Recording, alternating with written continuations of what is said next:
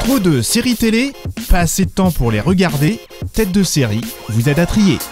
Mama, I'm depending on you. Tell me the truth.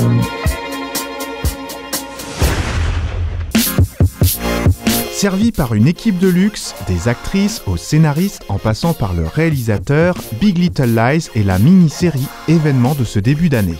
Sur le papier, elle donnait très envie. Le résultat est-il à la hauteur? Nos 4 critiques vous donnent leur avis. Who knows what lies out there beneath the surface?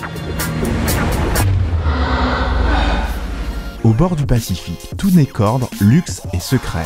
Mais quels sont ces gros petits mensonges annoncés par le titre? Cette mini-série est l'adaptation d'un livre éponyme écrit par Liane Moriarty, qui a été publié en 2014. C'est une petite ville pleine de secrets, on a vu ça des millions de fois. Là, en l'occurrence, c'est une ville particulièrement fortunée. Ces stéréotypes de mères parfaites qui emmènent leurs enfants à l'école et on sent très vite, évidemment, qu'il y a quelque chose de pourri au paradis de Monterey. What do you look at in the ocean? What's out there? Cette enclave va être perturbée par l'arrivée d'une nouvelle mère de famille qui colle pas du tout à ses critères. Elle est célibataire, elle gagne pas des milliers des cents et elle a un passé très compliqué. Centré sur des personnages féminins, Big Little Lies est un portrait croisé de femmes brillantes aux fortes personnalités, mais aussi en souffrance. Oui, de ce qu'on sait de cette série, c'est qu'elle est un peu dans une ambiance de Desperate Housewives, mais version policière. Donc on s'amuse un peu, mais pas trop. Donc on va avoir à la fois ce portrait sociologique, à la fois ces trajectoires de femmes entrecroisées, et puis le tout au sein d'un thriller. Toute l'histoire, finalement, la raison pour laquelle on va regarder Big Little Lies, c'est de comprendre qui sont ces héroïnes. On aborde avec pas mal de subtilité la douleur intérieure, mais aussi la violence extérieure qui prend une place de plus en plus importante sans qu'on s'en rende compte, ce qui donne l'impression de se retrouver au piège, comme l'ont été les victimes de ces violences, justement.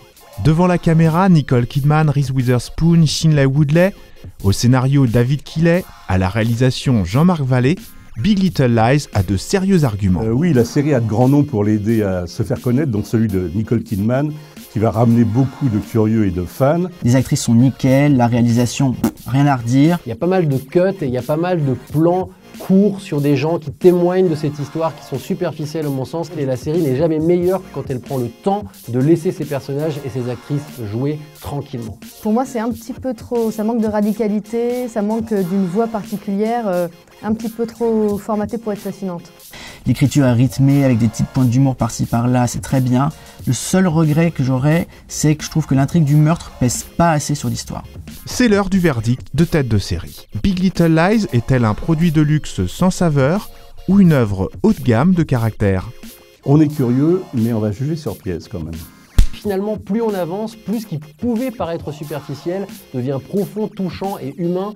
Et donc Big Little Lies est vraiment une réussite à mon sens. Pour moi, ça a un peu le goût de ces plats préparés, censés être signés par des grands chefs qu'on retrouve dans les rayons de nos supermarchés. Ça manque d'authenticité.